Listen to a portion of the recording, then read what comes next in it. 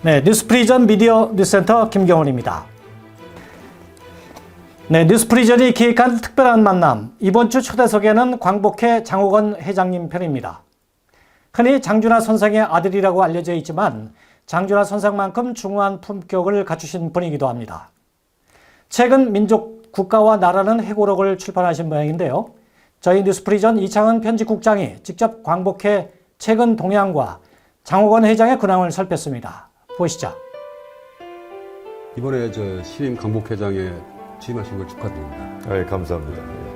선거가 지난 5월 31일 날 5월 마지막 날에 있었죠. 네, 그랬죠. 네. 세상 모든 사람들의 관심이 지방 선거에 다 쏠렸을 텐데 뜻밖의 광복회에서 장옥원 회장님이 당선이 되셨습니다. 네. 세간의 예상으로는 아무래도 새로운 윤석열 정부의 이른바 윤심을 업은 김모 대의원이 유력하다 이런 평이 압도적이었는데 네. 어떻게 장 회장님이 역전승이랄까 의외의 승리를 거두셨는지 그래서 한 말씀 부탁드리겠습니다. 아마 이번 광복회장 선거 이제 보궐선거인데요. 지난 회장과 광복회 운영진들이 과거부터 쭉 잘못 쌓인 광복회 구태, 적폐적인 그런 문제점을 많이 안고 있었죠. 그래서 이번에는 그 구태 적폐하고 연계된 거기에 답습하고 있는 광복회 관계자들하고 연결되는 그런 사람보다는 이 광복회를 한번 환골탈퇴해야겠다. 개혁을 해서 정말 새로운 광복회를 만들고 그간에 잃어버렸던 광복회의 위상과 또 명예를 회복시켜주는 그런 일을 할 수 있는 사람을 좀 선출해야겠다 하는 것이 아마 지금 광복회 대의원이라든가 또 각 중추 역할을 하고 있는 임원들이 생각했던 그런 바람이었던 것 같아요.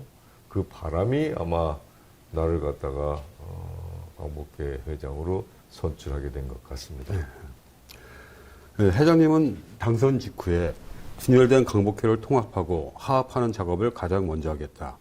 1년 안에 적폐와 구태를 정리하고 국민으로부터 존경받고 대우받는 광복회를 만들겠다고 선언하셨는데 네. 사실 저희 일반 국민으로서는 광복회가 그 이름 자체부터 민족 정비와 독립운동하신 분들 위대한 선녀들이 모이신 곳이라서 아무 의심이 없었어요. 근데 사실 이런 구태, 적폐를 청산한다는데 광복회의 구태와 적폐라는 것이 어떤 측면이라고 생각하십니까? 글쎄, 이거는 소위 내가 지금 회장으로 선출된 이후에 광복회라는 단체, 공법단체의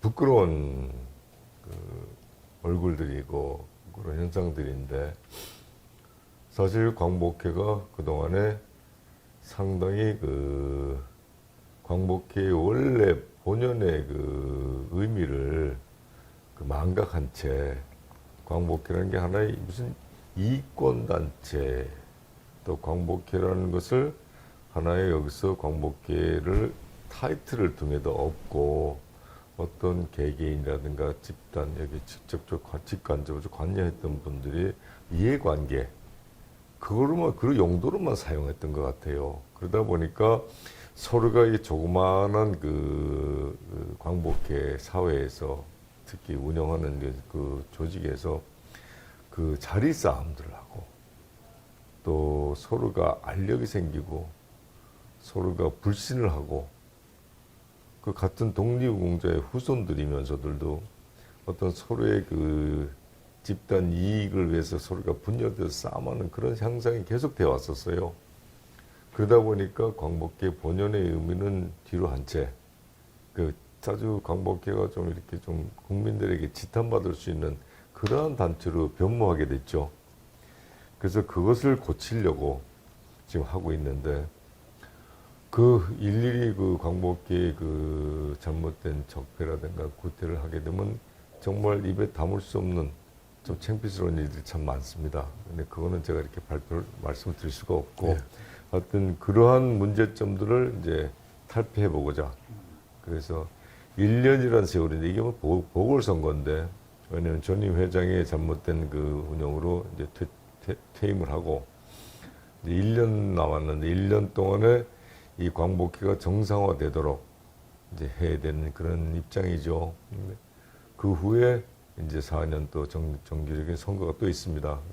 그 1년 동안 저한테 맡긴 것은 아마 1년 동안에 앞으로 나아갈 광복회의 진로를 평탄하게 하기 위해서 정말 십자가를 짓는 그런 사람이 돼야 되겠다 하는 그런 뜻인 것 같아요. 저도 그런 생각을 갖고 있으면서 어떠한 좀 무리수가 오더라도 저는 강력하고 아주 그 결단력 있게 그 대신에 포용할 건 포용하고 화합할 건 화합하면서도 이것을 계속 광복회를 어떤 개인적인 이해관계가 무슨 분열을 주장하는 것은 제가 단호하게 그 척결할 것입니다.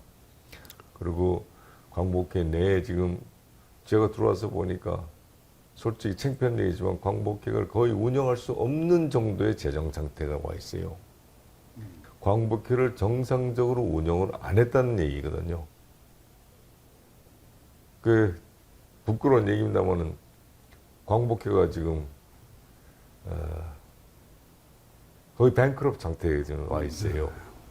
이게 참 창피한 얘기입니다만 이걸 다시 다 살려놔야 되는 것이 제가 할 일이라고 생각합니다. 그래서 하여튼 여기 이걸 살려놓고 광복회 본연의 길을 갈 수 있게끔 만드는데 저해되는 그 어떠한 부정적인 세력도 저는 결단코 용납치 않을 거라고 생각합니다.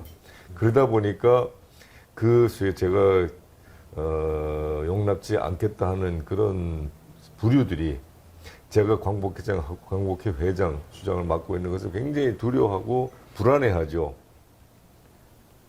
그래서 저는 그렇습니다. 그 두려워하고 불안해할 필요가 없는 것이다. 화합해서 같이 나가면 되지. 화합 안 하고 딴 짓을 하려고 하면 그건 불안할 수밖에 없는 것이다. 저는 그렇게 얘기를 하고 있습니다. 사실 지금도 현재 지금 광복회장이 제가 선출된 지 지금 보름도 안 지났습니다. 누구 말 맞다는 잉크도 아직 안 마른 상태에서 벌써 광복회장 선거 무효 소송 그 퇴출 작업을 하는 그런 부류들도 막 생겨나고 그렇습니다. 이것이 광복회 현실이죠. 그러면서 거기에는 사실이 않은 소설 같은 소설을 쓰면서 그 광복회장이 뭐 비위라든가 뭐 부정선거를 했다든가 무슨 단합을 했다든가 온갖 것을 다 끄집어내서 저를 이제 음해하는 그런 것들이 많이 지금 생겨나고 있지만 저는 개의치 않습니다. 네. 또 저희가 미처 모르던 사실까지 들어오는데 그러면 이제 그 적폐와 구태를 청산한 것 못지않게 방금 말씀하신 대로 분열된 광복회를 통합하고 화합하는 것도 또 다른 큰 물론이죠. 예. 근데 우리 회장님이 생각하시는 광복회 위상이랄까 앞으로의 미래 방향은 어떤 면이? 저는 미래 방향은 광복회 갈 길은 정해져 있습니다. 사실은 이 광복회 존재가 왜 존재하는가는 이미 알려진 사실이고 광복회라는 그렇습니다. 우리들이 광복회를 구성하고 있는 모든 분들은 다 그 과거에 독립운동했던 우리 위대한 선열들의 후손들입니다. 그 후손들로 조직이 되어서 이 광복회를 끌고 나가는데 광복회 할 일이라는 건 뻔해요. 조상님들에 대한 선양 사업을 하고 그리고 우리 국민들에게 소위 국민의 정신적 구심점이 돼줘야 되는 그런 굉장히 중요한 그 역할을 해야 되는 그 단체입니다. 그러기 위해서는 국민들이 봤을 때 어느 국민들이 보든지 누가 보든지 간에 굉장히 존경스럽고 떳떳한 그런 단체가 되겠죠.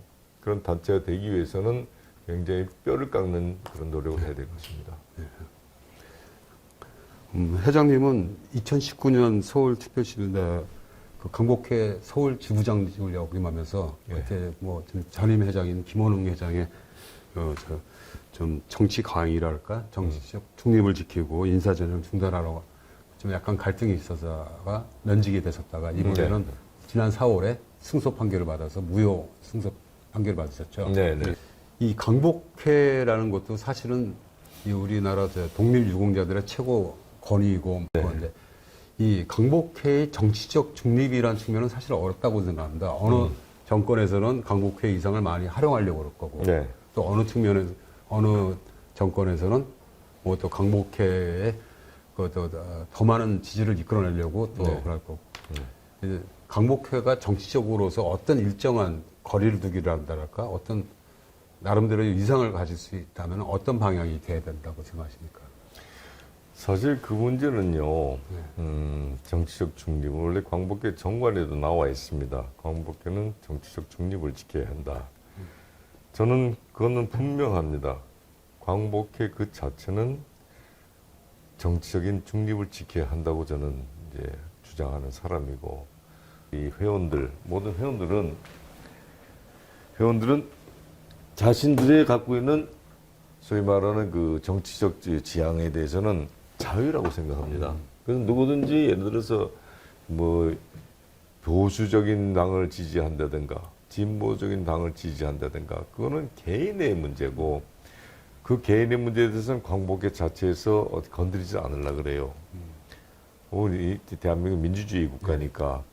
그렇지만 광복회가 갖고 있는 특성 때문에 그 정치적 중립은 꼭 지켜줘야 한다. 왜냐? 좀 말씀하셨다시피 광복회라는 것은 그 모든 그 국가보훈단체 중에 맏형격이죠. 그 다음에 광복회가 존립하게 된 동기는 소위 대한민국을 일제시대 때 우리가 광복을 위해서 싸움했던 독립운동가들의 독립운동가들을 기립해서 선양하기 위해 만들어 놓은 그 단체지요, 이것이. 그리고 저는 많은 단체들 무슨 재향군예도 있고 많이 단체 이 나라를 위해서 호국하는 단체들이 많이 있습니다. 나라를 위해서 싸움터에 나가서 희생한 사람 또 사회에서 정말 공경이라든가 경찰이라든가 많은 분들이 있고 그분들은 계속적으로 이 대한민국이 존재하는 이상 계속적으로 그런 위인들과 영웅들이 나오죠. 근데 광복회 같은 경우는 더 이상 독립운동가는 없습니다. 전부 이제 연로하셔서는 이제 다 떠나시고 하면서 아마 지금 남아있는 분이 10분이 안 되시는데 그분들이 떠나면 이제는 광복회의 뿌리인 독립운동가라는 그런 분들은 다 이제 없어지죠. 그렇지만 정신은 살아있는 거죠. 그 정신을 이제 이어받아서 후손들이 지탱을 해 나가야 되는 겁니다. 근데 그렇게 지탱해 나가는데 굉장한 각고의 노력이 필요하죠. 보통 우리가 특수한 그 백성은 아닙니다만 특권을 누리려는 건 아니지만 그러한 입장에서 태어난 자손들이기 때문에 국민들에게 모범을 보이기 위해서는 행동거지를 더 바르게 하고 매사에 굉장히 조심을 해야 됩니다. 비록 우리가 해방 이후에 뭐 지금 그 정치적인 문제 또 국제적인 문제 우리 역사의 문제입니다만은 우리가 1945년도 해방이 됐을 때 우리가 지금까지도 아직 완전 자주 독립은 하지 못했다는 건 누군 다 아는 사실이고 그런 상황에서 광복회가 국민들에게 주어질 한 입장이라는 것은 아주 단호하면서도 그 정확한 그런 입장을 취할 수밖에 없는 그런 단체가 돼 있죠. 거기서 흐트러지게 되면 우리 국민의 정신까지도 무너진다. 그런 생각을 해보는 겁니다. 지난 3월 9일로 윤석열 정부가 들어섰습니다. 네. 뭐 전임 문재인 정부하고 뭐 비교할 건 아닌데 약간의 좀 방향이 정책 방향이 달랐죠. 네네.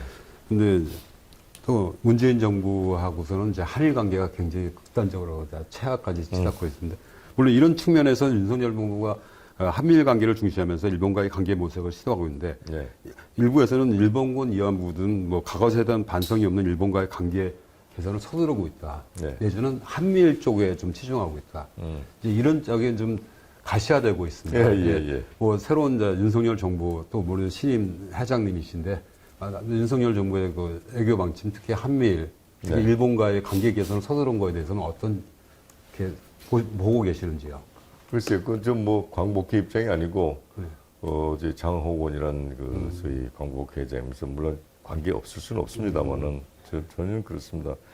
저는 지금 현재 과거의 정부하고 좀 판이하게 그 신정부, 윤석열 정부에서는 한미일 관계, 또 한일 관계를 재정립하겠다는 그런 의사를 내비쳤어요. 당연히 한반도 우리 대한민국 민족이 국민이 미래의 동북아시아에서 어떻게 존재하느냐, 어떻게 살아갈 것이냐가 굉장히 중요한 문제죠. 그러면 과연 미래 우리 한반도에서 우리 민족이 어떻게 살아가냐 했을 때는 동북아 삼성, 즉 동북아에서 한중일, 이것이 가장 중요한 어떤 집단체가 되죠, 국가가. 저는 그렇게 생각합니다. 그 미래 존재를 위해서는 한중일이 공조하고 또 같이 협조해갖고 손잡고 나가야지만이 우리 미래도 어두진 않겠다, 그런 생각을 해요. 그러나 단 조건이 있습니다.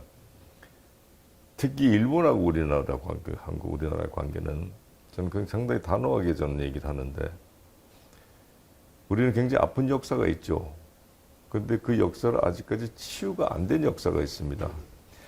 그럼 우리 감정적으로만 볼 것이 아니고 역사적으로도 보고, 우리 자라나는 미래 우리 아이들, 우리 후손들이 한일 관계를 부드럽고 정말 친밀한 관계로 만들려면 역사 정립을 해줘야 된다는 얘기죠.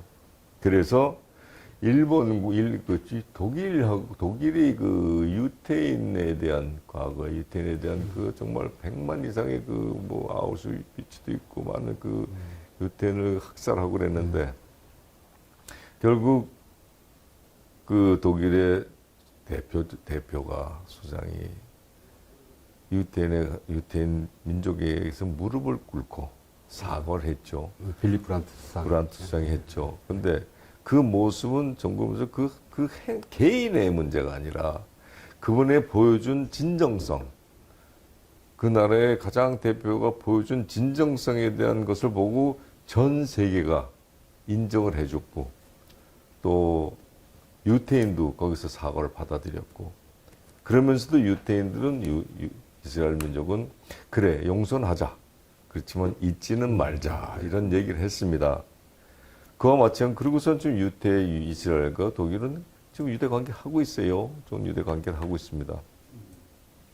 그렇지만 우리는 아직까지도 독일이 유태인을 그렇게 학살한 그 짧은 기간보다 수십 배 긴 기간을 제 군국주의자들이 우리를 얼마나 많은 사람을 학살하고 또 이용하고 착취하고, 이렇게 심지어는 문화적 침탈까지 다 했고 우리 문화 자체를 없애려고 했던 그러한 이민족인데,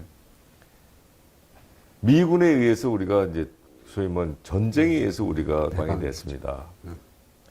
해방이 되는데 우리 자신으로 해방이 하지도 못하다 보니까 그걸 못하게 했죠. 사실은 이건 정치적인 문제입니다. 못하게 했기 때문에 아직까지도 대한민국 우리나라가 완전 자주 독립국이 아니기 때문에 외세에 의존하고 있는 그런 입장이 돼 있어요. 그러니까 소위 말하면 미국 군대가, 외국 군대가 대한민국 서울 한복판에 주둔하고 있지 않습니까? 그것도 다 그런 일본 때문에 이런 일이 벌어진 거죠. 일본이 한반도 우리 민족에게 그렇게 안 했고 우리가 독립된 나라였었더라면은, 그럼 미국이 와서 이렇게 할 일도 없을 것이고, 이러한 문제점의 원초적인 원죄를 따지게 되면 일본이라는 나라가 있는 거고, 그렇기 때문에 일본이 그동안에 무슨 사회했다 안 했다 합의를 봤다, 정책으로 합의 봤다, 이렇게 자꾸 넘어가려고 그러는데, 그러지 말고 진솔하고 솔직하게 공적으로 대한민국 국민에게 사과를 하면은 얼마든지 받아들이겠다 이거죠. 왜냐? 받아들일 수밖에 없어. 왜냐? 받아들여야지만이 우리가 미래에 같이 살아갈 수가 있기 때문에. 근데 그게 안 되면 우리는 결국 수평적 관계를 유지하면서, 아직까지도 대한민국은, 우리나라는 일본에게 항복을 받지 못했어요. 승전국이 아니기 때문에, 승전국으로 우리가 되지 않았기 때문에. 그러니까 승전국이 되려면 또 꼭 전쟁을 상기시키지만, 그거를 대신하기 위해서는 일본이 정식으로 사과를 하라 이거지. 용서를 해주고, 그리고 갖고 있으면서 우리 민족, 우리 후세들에게 일본과의 우리 관계 이런 것이 있다니 인지를 시켜주게 되면 우리 아이들도 일본에 대한 편견과 일본에 대한 왜곡된 생각을 안 하게 된다는 얘기죠. 그러기 위해서는 이 한일 관계는 다시 재조명할 필요는 있다. 그렇게 볼 때 질문하신 그 신정부에서 하는 거는 정치적인 어떤 이유, 정치는 정치일 뿐이야. 그렇지만 우리 민족 감정과 우리 민족의 미래의 생존을 위해서는 또 다른 방향의 길도 병행해 줘야 된다. 정치적인 입지, 정치적 문제 때문에 요식행위로 넘어가면 안 된다는 얘기죠. 그렇기 때문에 거기에는 좀 미국도 많이 관계가 돼 있습니다만 이것을 이 정부에서 잘 해줘야 되는 것이고 그렇게 할 때 민족적 우리 자존이 걸려 있고 우리 국가의 위상이 걸려 있는 문제거든요. 이거는 세계에서 미래 우리 민족의 자존과 국가의 위상이 걸려 있는 문제이기 때문에 국가의 위상은 정치인들이 해줘야 될 것이고 민족의 자존은 우리 같은 광복회라든가 정신적 구심점이 되는 민중들이 해줘야 되는 거고 그걸 미래 후손들에게 알려줘야 되는 것이고 그래야지만이 우리가 미래에 생존할 수 있다. 그런 생각을 하기 때문에 이번에 윤 정부에서 발표를 이렇게 해서 한일 관계 재정을 하겠다는 것은 저는 긍정적으로 좀 받아들였으면 좋겠다.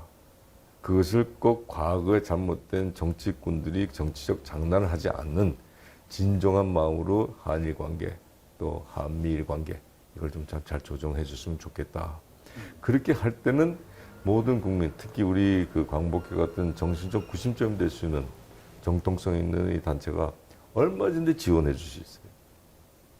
정치적으로가 아닌 사회적으로 또 국민에게 또 알리고 그러면서 성공한 정부와 그 다음에 안정된 국민의 정서가 같이 해나갈 때 그때는 우리가 미래를 옳게 바라볼 수 있지 않느냐. 그래서 한일 관계에 대해 이번에 발표한 것은 단 한 번이었지만 그것이 어떻게 연결되고 어떻게 진행하에 따라서 제 생각도 또 달라질 수도 있고 또 우리 광복사회라든가 민족 진행에서 어떻게 또 그 같이 이렇게 공조를 하고 같이 또 아니면은 거기에 대한 비판할 것인가 이게 결정이 되겠죠. 네.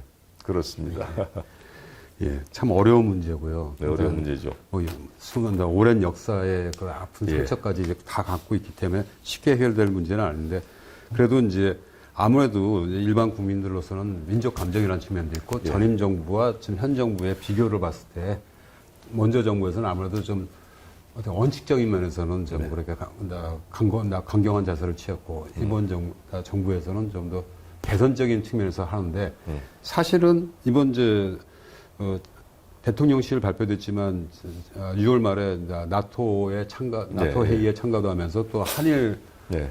정상회담도 하려고. 네. 근데 여러 가지 보도를 보면 일본 쪽은 속도 조절이라든지 나름대로의 그 입장, 주도권을 갖고 이게 좀 느긋한 입장인데 근데 이제 언론 보도나 이거 봤을 땐 윤 정부 쪽에서만 먼저 좀 자꾸 뭐랄까요. 먼저 좀 손을 내밀고 그 외교에서 말하는 그 이니셔티브라는 측면에서는 일본 쪽에 주도권이 있는 것처럼 보이기 때문에 좀 우려하는 국민이 많습니다. 네. 예, 회장님 입장에서 강복회 입장에서 윤 정부의 바람직한 한일 관계, 바람직한 일본과의 접근법을 한 말씀 고언을 해주신다면 그건 이제 짧게요. 예. 그건 그렇게 되면 이제 정치적인 얘기를 해야 되는데요. 저는 근데 짧게 얘기하자면 그렇습니다. 조금 전에 길게 한일 관계 역사 얘기를 했습니다만 보는 것은 미래 우리 민족의 존재 그거를 생각하고 고민을 한다면은 한일 관계는 풀어야 된다. 그렇지만 자존심은 버리지 말아라. 자존을 갖고 한일 관계를 풀어나가야 되는데 일본에서는 아직까지도 그들이 조선이라는 개념을 머릿속에 갖고 있는 거란 말이죠. 그리고 일본 국민에게도 일본 군국주의 걸 심어주고 있다는 얘기죠. 그거를 우리가 바꿀 수는 없어요. 그거를 이렇게 저렇게 하라고 그들에게 바꾸라는 얘기는 못합니다. 단지 우리가 지킬 거면 지키면 되는데 그것이 가장 중요한 건 우리 민족 자존심을 지키자. 우리 민족 자존심을 지키면서 그들과 대화를 하면은 풀어질 수가 있지 않느냐. 왜냐?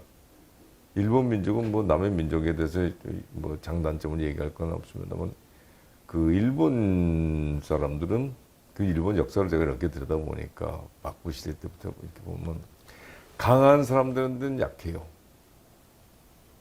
약자한테는 한없이 강한 것이 일본 민족이다 이렇게 보면 됩니다. 그렇기 때문에 우리도 강해서 싸움하자는 게 아니라 무한으로 경쟁하자는 게 아니라 공존한다는 그들도 살고 우리도 살고 미래의 그 동북아시아에서 우리 삼국이 한중일이 제대로 살아가려면은 지금 보면 서구의 유럽 쪽은 미국의 태평양 바다 쪽 해양 세력들 강대국을 하는 자들이 뭐 전쟁하고 난리 아닙니까? 거기서 우리가 살아나려면 사실 동북아시아는 묘한 지리학적 그런 입장 때문에 우리가 잘 조화스럽게 살아가야지만이 그들의 지배를 안 받게 된다는 거죠, 미래에. 어떻게 될지 모르겠습니다만. 그걸 위해서는 무한 경쟁이 아니라 공존의 개념을 가지고서는 자존심을 지키고 그들과 대화를 하면 우리가 굳이 국제사회에서 뒤떨어지지 않겠다 그런 생각합니다.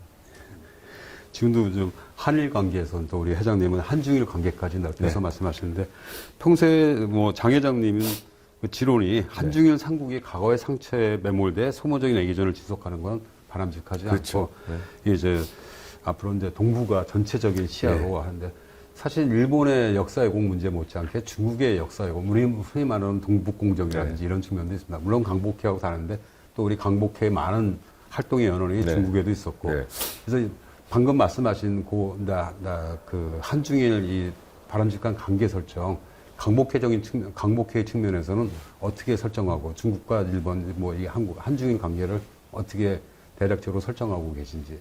그 저는 그렇게 생각해요. 중국은 큽니다. 또 일본은 경제 대국이고 우리는 가운데 끼어 있어요. 반도죠. 그렇지만 우리는 우리가 갖고 있는 장점이 있어요. 저는 제가 자랑스럽게 생각하는 그럼 뭐 인구가 많으니까 뭐 10매덕에서 뭐 그 나라를 끌고 가는 그 지도급이 뭐 5%라고 하게 되면 우리 전체 국민보다 많죠. 그렇지만 우리는 개개인이 볼 때 우리 한민족은 굉장히 머리가 좋아요. 명석한 DNA를 갖고 생성된 태어난 그런 우리 민족이더라 나는 봅니다. 제가 외국에서 한 20년 생활할 때 보면은 외국 생활하는 데서 우리 아이들이 공부를 하면서 그 사회에서 우뚝 솟는 모습들을 종종 봐요. 외국인이 그 나라에서 학교에 그 교육계에서도 학생회장도 하고 막 그러니까 굉장히 머리들이 좀 좋습니다. 단지 우리는 한 가지 흠이 하도 외세의 침략을 많이 받았기 때문에 단합을 잘 할 줄 몰라. 개개인이 살라고만 생각하고 또 우리 역사적으로 우리 뭐 일제 또 이렇게 나오는 30년 동안 지바에서 살기 위해서 남한테 또 아부하고 살아나가려고 애쓴 그런 흔적들이 많이 있어요. 그것이 이제 습관화가 되었고 몸에 밴 것도 없는 건 아닙니다만은 어찌됐든 간에 우리 민족은 머리가 좋습니다. 중국은 사람도 많고 땅도 크고 일본은 어쨌든 대한민국의 전쟁 때문에 부자가 되긴 했지만 그들은 경제 대국이 됐어요. 그럼 세 나라가 이렇게 동북아시아에서 볼 때 각기 장점을 다 갖고 있단 말이죠. 사실 이제 외람다 말씀이지만 회장님 70이 넘으신 걸로. 예, 그렇습니다. 아직도 이제 장준하의 아들로 불리는데 또 그만큼 빛도 있지만 이제 그림자도 있다고 생각합니다. 나는 예전에 70년대, 80년대는 저희들이 이제 정신적 자연분이 사상계이기도 하고 장준하 선생님의 그 돌베개랄까 이제 그런 독립운동, 독립정신을 많이 새겼는데 요즘 뭐 40대, 30대 이렇게 뭐 장준하 선생을 하면 아는 사람이 있지 않, 거의 없지 않냐.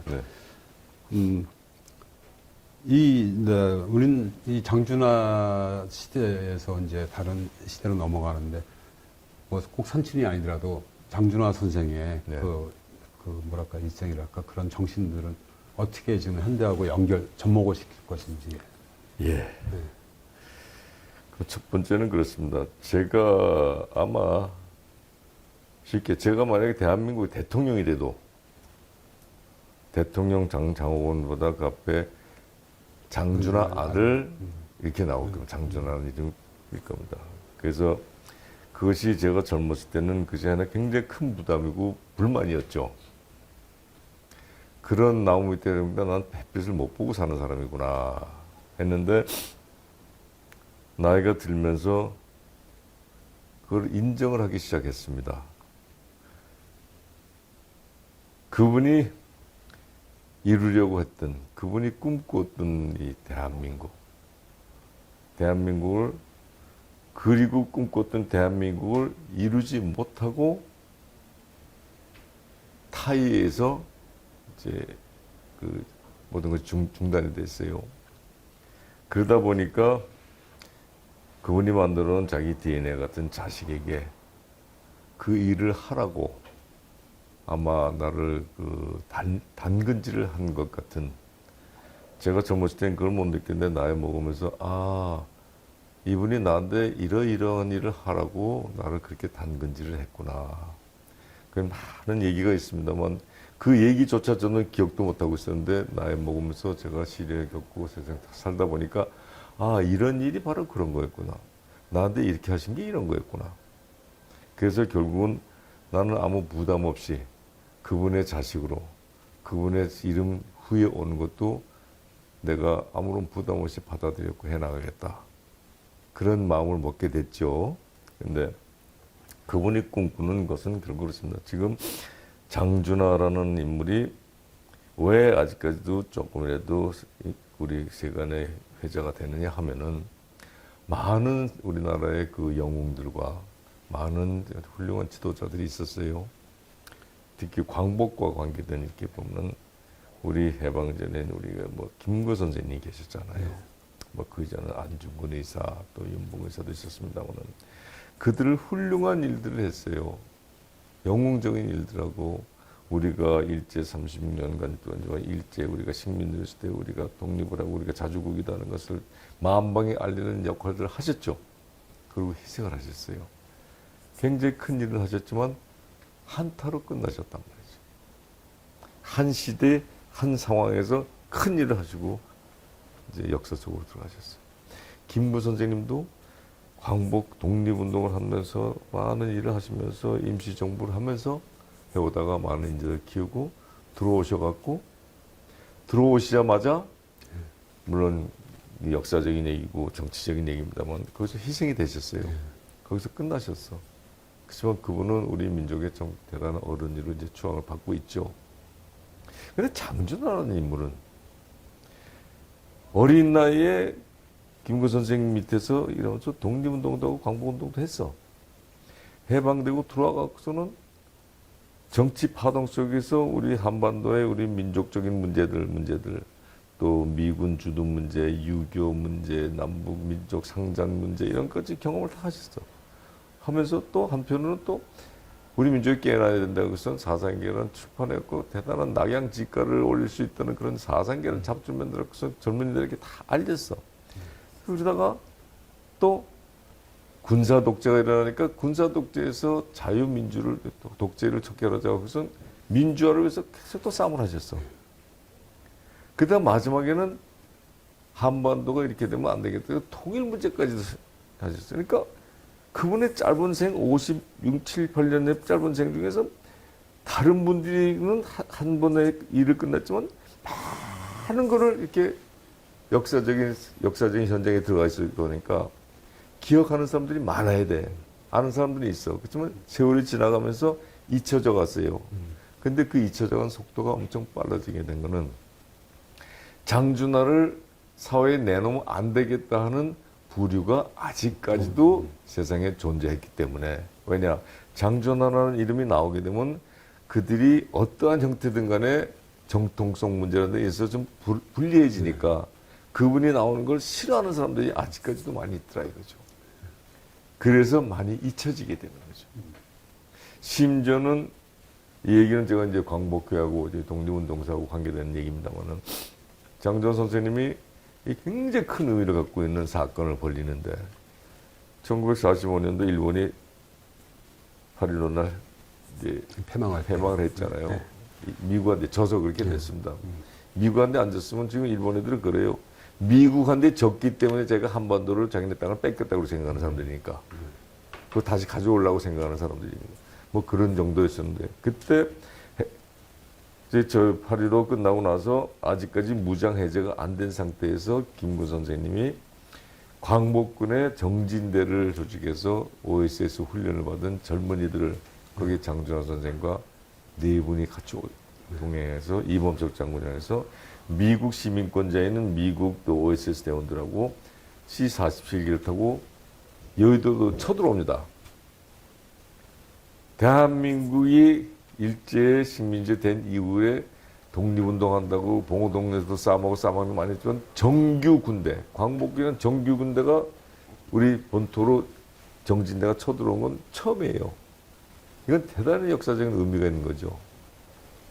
들어와서 여의도에 내려갔고 일본군이랑 대치라는 상황이 벌어집니다. 대치를 했다가 미군이 철수하라.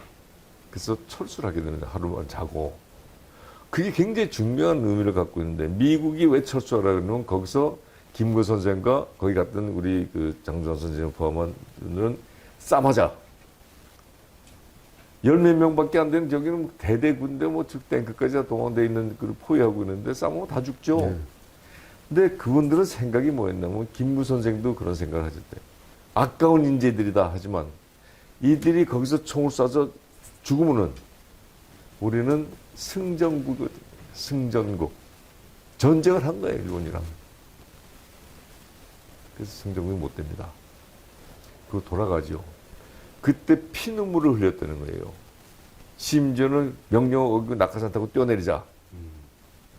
그 젊은이들이 그렇게까지 했었다는 얘기입니다. 그래서 볼 때 그때 미국이 왜 철수시켰는가? 결국은 대한민국 승전국을 안 만들려고 하는 거죠. 저는 그런 그들의 전략적 사고에서 나온 거라고 봐요. 뭐 모르겠으면 나중에 보면은 일본 아이들에서 대한민국을 이제 샌프란시스코 저기서 딱 대한민국만 빼놓고 50몇 개국 다 승적으로 인정했지 않습니까? 그걸 미국이 인정해주고 하여튼 그런 일이 벌어진 적이 있어요.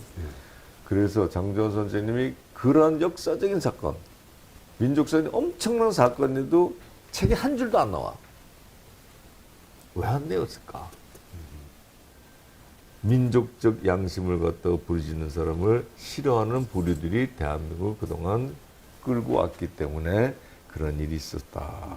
그렇게 얘기합니다. 그리고 이제 제가 다시 돌아가면 장준하 선생님 이름, 그 명성 때문에 제가 뭐 좀 저거 한다고 했지만은 저는 이제는 그걸 부담스럽게 생각하지 않고 짐이라고도 생각하지 않고 합니다. 그래서 이제 남은 거는 뭔가, 저는 그 때문에 지금 광복회장이 됐는지도 모르겠습니다만 우리 민족적 양심을 지키는 또 자존을 지키는 그런 일을 하면서 결국 이 민족이 미래에 우리가 살아가려면은 남북의 문제, 민족의 통일이 되지 않겠냐. 장 선생님 마지막에 민족 통일을 얘기했을 때 딴 거 많은 얘기를 했는데 한 가지만 말씀드리면 통일이란 우리 민족의 지상명령이다 그랬습니다. 통일에 져야 된다면 자기가 가진 모든 것, 그것이 직위, 돈, 모든 것이 그것이 통일에 반한 거라면 다 우리 과감히 버려야 된다는 극단적인 말씀도 하셨듯이 남북 통일, 민족 통일이라는 건 지상명령이다 이렇게 말씀하셨듯이 그 뜻은 뭐냐면은 이 민족이 미래에 살아가려면 우리 후손들이 미래에 살아가려면 민족이 화합되고 통합된 한반도에서 우리가 주인 노릇을 다 해야 된다. 그래야지만이 외세가 깔보지 않는다. 그러면 통일이 될 거냐? 그러잖아요. 통일 비용이 얼마인데 뭐 이런 소리들 하고 통일을 반대하는 젊은이들, 역사를 모르는 사람들이 그렇게 얘기했는데 젊은이들에게는 그 통일이 필요성 갖다가 좋게 얘기해서 인식을 시켜주고 그 다음에 통일이 됐을 때 우리가 어떻게 될 것인가 알려주고 물론 통일은 지금 요원한 얘기라고 무슨 얘기했던 예, 요원합니다. 그렇지만 언젠가는 이건 통일이 된다. 그걸 위해서 장준하 선생님도 그렇고 그 아들이 나도. 회장님은 오랫동안 정준하 기념사 앞에 네. 좀 정준하 기념사 앞에 좀 간략하게 소개 좀 해주세요. 장준하 기념사업회는 지금 특별한 게 없어요. 장준하 선생님을 알리는 역할. 그러니까 한 인물을 갖다가 영웅화시키고 그렇게 무슨 우상화시키는 그게 아니라 장준하 선생님이 갖고 있던 이 민족에 대한 그 정신, 그 사상을 그 부모들에게 알려주는 일, 그 일을 하기 위해서 이런저런 일을 하는데 상당히 그 현실적인 문제 때문에 좀 힘들어하고 있죠. 근데 그 중에서 가장 제가 관심을 갖고 있는 것이 젊은이들에게 그 우리 독립운동과 민족의식과 애국이 뭔가를 가르쳐주는 그런 이제 그 실질적인 행동, 그것을 보여주는 그 일을 계속 했었는데, 한 20년 했었는데, 그것이 중단이 됐습니다. 저희가 장 선생님이 20대 때 일본군을 탈출해갖고 중경 입천리를 걸어서 중경 입천까지 갈 때, 그 과정을 갖다가 전면에 데리고, 들이 역사가 있고, 그렇지만 막상 데려갔다 오니까 애들이 달라져. 그것이 다시 말하면 제가 우리 민족의 특수한 견해를 갖고 있다. 그래서 받아들이기도 빠르다. 그렇기 때문에 10박 10일을 갖고 오니까 사람들이 바뀌더라고요. 그래서 이런 MZ세대에게 광복회장님으로서 또 광복회에서 이런 MZ세대하고 이 민족정기나 독립운동 내지는 이제 우리의 노던 역사 이런 걸 어떻게 연결 주목하는지 광복회 회장으로서 또 좀 구상이 있으신지요? 글쎄요, 난 요즘 젊은 사람들, 젊은 세대, MZ세대, 물론 세대가 바뀝니다. 바뀔 때마다 그 시대의 젊은들이 사고도 바뀌죠. 그래서 좀 지나간 얘기로, 그러면서 나이 든 연로한 사람들, 기성세대들은 요즘 젊은 것들이 왜 이래? 이런 말들을 합니다. 그 얘기는 우리 삼국유사론 거기에 신라시대 때 화랑들이라는 게 있어요. 그때 기록에 보면 요즘 젊은 것들은 참 문제가 많다는 얘기가 나옵니다. 그래도. 그러니까 문제가 있어요. 그렇지만 요즘 젊은 MZ세대 보게 되면 굉장히 현실에 집착하죠. 한 가지 현실에 집착하는 것은 무엇 때문에 집착합니까? 삶이라는 게 있잖아요. 삶 위해서 하는 거예요. 삶 위해서. 삶이라고 한 게 되기 때문에 그럼 삶이 뭐냐? 그거를 젊은이에게 인지를 좀 시켜줄 필요가 있다는. 삶이 뭐냐? 삶이라는 것이 원조가 원천이 뭐냐, 이게 원천이. 삶의 뿌리가 뭐냐? 너 뿌리가 없으면 살지도 못해. 그 뿌리가 뭐냐? 그럼 그것이 자연스럽게 인류라는 생각이 되면 민족이라는 것도 나오고요. 민족이라는 역사를 보게 됩니다. 그것을 강압적으로 주입시키는 것보다는 삶 속에서 자연스럽게 알게 만들어줘. 열심히 일을 한번 해도 내가 열심히 해서 돈을 벌고, 예를 들어서 부지런히 다 해서 돈을 모아가는 사람도 남들의 사회에 나가게 되면 대접이 달라. 뭐냐, 뿌리 때문에. 한 몇 초만 그만 생각하게 되면 사람이 바뀔 거다. 그거를 가리키는 것이 역사를 가리키는 것이고, 우리 민족에 살아갈 사람들이, 지도자가 아이들이 가리킬 일이다. 매들고 욕만 하고 강압적으로 하는 것은 이제 통하지가 않는다는 얘기죠. 그러기 위해서는 어차피 MZ세대가 이 미래를, 우리를, 나라를 끌고 간 사람들이니까 그런 뿌리를 알고서는 현실적인 일에 열심히 하라. 그러면 젊은 사람들에게는 바랄 것이 없습니다. 뭐 지금 서대에도 뭐 회장이 지금 취임한 지 15일도 안 되셨다고 하시고, 근데 업무 파악에 바쁘신데, 이렇게 젊은 세대, 또 우리 점점 다 대한민국이 예전에 비해서는 다 풍요롭고 다 좀 여러운 반면에 또 이런 우리 뿌리, 민족 정신을 생각하는 건 옅어져가고 있어요. 이제 이런 측면에서 이제 강복회가 네. 우리 국민의 뭐 정신교육이랄까 이런 것을 좀 더 많이 진작시키는 그런 프로그램이나 계획은 있으신지요? 예, 저는 제가 지부장 할 때, 광복회 지부장 할 때 1년 조금 넘어서 했습니다만, 제가 매주 광복회 강당에서 역사 강연을 했어요. 지금 가장 대한민국의 젊은 역사 재밌게 하는 강사들을 불러다가. 그러니까 많을 때는 한 100명, 매주 역사는 계속 지속적으로 했어요. 그래서 그 강연은 내용을 책도 다 만들었습니다. 왔던 분들이 참 좋아해. 재밌게 얘기해 주니까. 딱딱한 학교에서 무슨 시험 점수에 관계되는 게 아니고 재밌게 얘기해 주니까 사람들이 많이 좋아하더라고. 심지어 우리 광복회 회원 중에서도 역사를 모르는 사람들이 많이 있어요. 회원 중에서도. 왜냐, 해방되고 나서 독립운동자 후손들이 전시받고 소외된 그런 사회 풍조였으니까 지금도 아직까지 남아있긴 합니다만은. 그러니까 모르는 거 가르치니까, 나도 몰랐네. 우리 할아버지가 독립운동했는데 뭐 이런 적이 있었네. 이걸 가르쳐 준다고. 그럼 상당히 자랑스러워하고 좋아해. 그래서 그 교육을 계속 시킬 겁니다. 제가 그전에는 내분이 있는 이 내적인 구태와 또 이런 그 내적인 어떤 갈등 문제 이것도 해소를 해야 되지만 또 외적으로는 우리 광복회 본연으로서 선양 사업도 하고 국민들에게 우리 소위 말하면 독립운동의 역사를 가리키고 알리고 그러면서 우리 자신들이 앞으로 어떻게 살아갈까 되는 복지에 대해서도 제가 좀 관심을 갖고 있고 그래서 그 세 가지를 좀 제가 하려고 하고 있어요. 근데 아마 그렇게 되면은 관하고도 좀 긴밀하게 관계해야 되는데 관하고 적을 질 필요는 없지 않습니까? 그래서 특히 광복회 같은 경우는 이제 보훈처에서 이제 서로가 같이 협조하고 있는데 이번에 보훈처 장관 된 사람도 상당히 그 의식이 있고 그다음에 좀 그 정무 감각도 있고 그래서 광복회의 그 뜻, 광복회의 존재의 뜻도 잘 알고 독립운동의 그 중요성도 잘 알고 그런 사람이 역사의식도 좀 있더라고 있으면 서로가 같이 공유해서 돕고 해 나갑시다.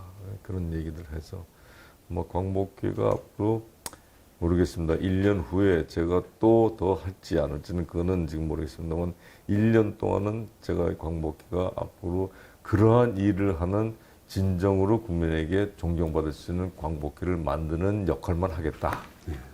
그겁니다. 예. 그렇게 고생을 많이 하신 장 회장님이기 때문에 제 개인적으로 이런 질문을 드리고 싶어요. 이 광복회를 포함해서 장 회장님이 꿈꾸는 나라는 어떤 나라이신가? 그 여러 가지 제가 꿈꾸는 게 많이 있는데요. 그냥 재밌게 얘기하자면 저는 아침에 일어났을 때 머릿속에 아무 걱정 없이 편안한 삶을 사는 그런 나라. 누구나 다 똑같이 평등하게 그런 삶을 살 수 있는 그러한 사회를 만드는 그런 나라가 됐으면 좋겠다. 그러죠. 뭐 우리 회장님 이번에 금년에 너무 바쁘신 것 같았어요. 이제 근데 2월에 이제 그 민족 국가와 나라는 예, 책을 예. 내시고 그다음에 전 김원웅 회장님하고 이제 해군 무효수송에서 승소하시고 예. 다시 이제 보궐선거에 나오시고 그 와중에 책도 내신데 민족 국가와 나 네. 이 어떤 내용이신지 간략하게 좀 소개 좀. 왜 그 민족 국가와 나라 이렇게 했나면은 국가라는 것도 민족이 없으면 국가가 없습니다. 네. 영토라는 거는 잊어버렸다고도 찾을 수 있는 게 영토예요. 그렇지만 민족이라는 것은 역사를 잊어버리면 소멸이 돼버려요. 그래서 민족이 맨 앞이죠, 항상. 근데 민족 국가와 나라 한 것은 민족은 내 조상님, 내 아버님 장준하 선생님이 평생을 살면서 젊은 시절부터 그분은 민족밖에 몰랐던 분이다라고 제가 판단해요. 그분은 국민과 민족 이거밖에 생각을 안 하죠. 심지어는 14살 때 평안북도 산골에 살던 분인데 도시에 나와서 사진관을 지나가다 대한민국 전도가 있으니까 그걸 붙잡고 사진 찍어달라고. 그러니까 왜 붙잡고 사진 찍냐 했더니 나는 이거랑 결혼합니다. 그 첫 번째 부인이 대한민국이죠. 그 정도로 민족의식이 대단했던 분이야. 그래서 뭐 애족, 애민. 그래서 그분의 얘기를 중심으로 해서 민족이라고 썼고. 그 다음에 국가와 나는 그분이 살아생전에 내가 이 나라를 위해서 민족이 어떻게 살아가야 되는가에 그 뜻을 담아갖고 그분과 같이 활동했던 그 시점을 그려놓은 그런 이제 내용이고, 그 다음에 나는 그분이 떠난 후에 나 혼자 이 민족과 이 국가에 대해서 어떤 일을 하면서 살아야 되느냐. 그래서 내가 살아온 생을 썼기 때문에 민족 국가와 나 이렇게 정했습니다. 마지막으로 강복회 신임회장님이십니다. 네. 저 우리 뉴스프리전 독자들이나 이 유튜브를 시청하시는 많은 국민들에게 앞으로 강복회 이제 이 변화가 있는데 성원을 부탁하는 응원을 부탁하는 한 말씀 해주시죠. 예, 오늘 그 뉴스프리전에서 이렇게 저한테 인터뷰를 이렇게 해주셔갖고 상당히 고맙고, 그 다음에 앞으로 이 독자님들께서 이 프로를 잘 보시고, 그 다음에 올바른 언론, 저 언론에 대해서는 별로 얘기를 안 했습니다만 바른 언론과 국민에게 양식이 될 수 있는 그런 언론으로 다 계속적으로 일을 해줬으면 고맙게 생각하고 또 이런 언론이 있다는 것을 국민들은 또 기쁘고 자랑스럽게 생각해 줬으면 고맙겠다 그런 생각합니다. 예, 감사합니다. 예. 저희 진실보도를 사명을 하는 뉴스프리존에서는 이번에 장홍건 강복회장님을 만나서 인터뷰를 나눴습니다. 대한민국의 수많은 시민사회단체 어느 하나가 중요하지 않은 단체가 없겠지만 그건 무엇보다 우리 이 대한민국의 정통성과 그 강복을 위해서 희생하신 그 강복회 후예들로 구성된 강복회야말로 우리 사회의 정신적 구심점이자 정신적 지주라고 할 수 있을 겁니다. 최근에 여러 분란과 혼란이 있었지만 이번 장홍건 회장님의 취임 이후에 많이 그런 구태와 적폐가 청산이 되고 분열해서 화합이 되어갖고 우리 사회의 큰 목소리에 올바른 방향을 제시할 걸로 믿고 또 그러기 위해서 우리 모두 국민들도 강복회에 더 많은 관심과 애정과 성원이 필요할 것이라고 생각합니다. 오늘 인터뷰는 그런 취지에서 마련되었고 앞으로 뉴스프리존은 진실보도 사명을 해서 더 많은 목소리를 찾아서 떠나도록 하겠습니다. 예, 감사합니다. 이것으로 마치겠습니다. 네, 감사합니다. 네, 감사합니다. 예.